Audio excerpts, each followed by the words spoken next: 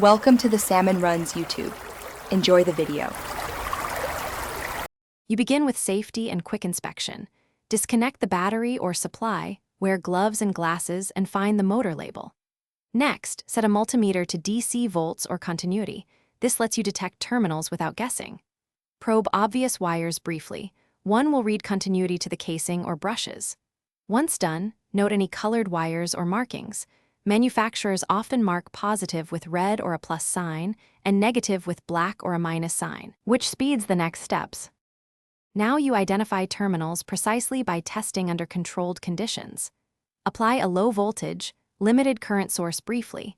Observe polarity on the multimeter when you touch the two leads to the motor wires.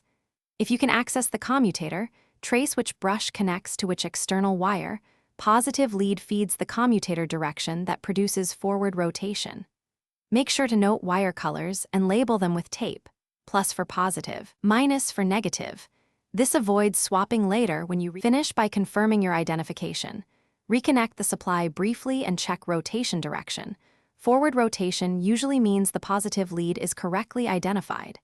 If rotation is opposite, switch the leads, but make sure you never exceed the rated voltage during tests. If the motor doesn't run or sparks, stop immediately. Inspect brush wear, loose connections, or shorted windings with the multimeter. A key troubleshooting tip: if readings are erratic, clean commutator surfaces and recheck continuity before declaring a faulty motor. Thanks for watching. Consider subscribing if we helped you.